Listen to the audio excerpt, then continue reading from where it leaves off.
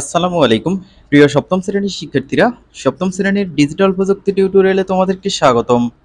এই ভিডিওতে আমরা শিখন অভিজ্ঞতা 8-এর সেশন 1 যোগাযোগের ধরন এই সেশনের কিছু ছক পূরণ করব। তো শিক্ষার্থীরা, তোমরা যারা এখনো চ্যানেলটি সাবস্ক্রাইব করো নাই, চ্যানেলটি সাবস্ক্রাইব করবে পরবর্তী ভিডিওগুলো পাওয়ার জন্য। এখানে যে ছকগুলো দেখতে পাচ্ছ এগুলো আমরা সলভ করব। এখন আমরা যে তিনটি ভূমিকাভিনয় করলাম এবং দেখলাম তার মধ্যে কোনটি কী ধরনের যোগাযোগ তা টিক চিহ্ন দেই। তাহলে চলো আমরা তিনটি ভূমিকাভিনয় দেখে নেই। নমুনা ভূমিকাভিনয় 1 নম্বর, প্রথম জোড়া। এখানে একজন প্রধান শিক্ষক ও অন্য আরেকজন শিক্ষার্থীর ভূমিকায় অভিনয় করবে। নমুনা কথোপকথনগুলো নিচে দেওয়া হলো। বিষয় হচ্ছে শিক্ষার্থী শিক্ষকের কাছে ক্লাসের পড়া বুঝতে গিয়েছে। শিক্ষার্থী বলতেছে, স্যার আমি গতকাল ক্লাসে নাগরিক সেবা কি তা বুঝিনি।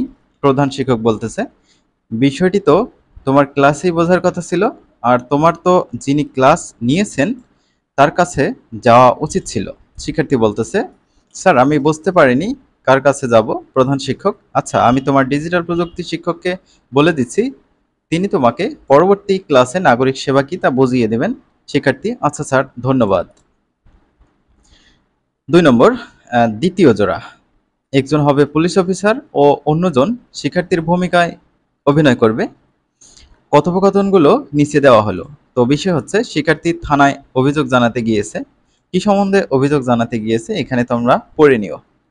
তো শিক্ষার্থীরা ভূমিকা অভিনয়গুলো তোমরা খাতায় লিখে নিবা। 3 নম্বর দেখো, তৃতীয় জোড়া। একজন বন্ধু অন্য একজন বন্ধুর কাছে গতকাল রাতে টেলিভিশনে প্রচার হওয়া ফুটবল খেলার ফলাফল ও খেলা কেমন ছিল তা জানতে চাচ্ছে। কথোপকথনগুলো নিচে দেওয়া হলো। বিষয় হচ্ছে ফুটবল খেলার ফলাফল ও খেলা কেমন ছিল জানা। 1 নম্বর বন্ধু বলতেছে, দোস্ত গতকাল রাতের খেলা দেখছো? পিএসজি তো 3টা দিছে, অর্থাৎ 3টা গোল দিছে। আরেক বন্ধু বলতেছে, আরে রাখো, পিএসজি অনেক খারাপ খেলছে, ভাগ্যের জোরে গোল পাইছে, অন্য দলটা ভালো না। বন্ধু 1 বলতেছে, আরে বন্ধু অন্য দলের গোলকিপার তো ভালো ছিল, কিন্তু পিএসজির স্ট্রাইকার 2টা দিচ্ছে। বন্ধু 2, বেশি গোল দিলেই ভালো হয় না বন্ধু। তো এই হচ্ছে ভূমিকা অভিনয়। তো তোমাদের এই 3টা ভূমিকা অভিনয় থেকে এখানে এই ছকটিতে টিক চিহ্ন দিতে হবে।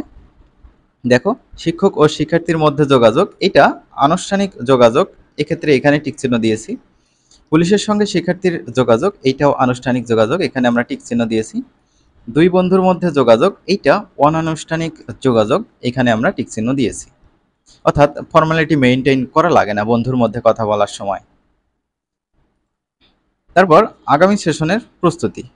তো এখানে যে ছকটা দেয়া আছে এটা এখন আমরা পূরণ করব।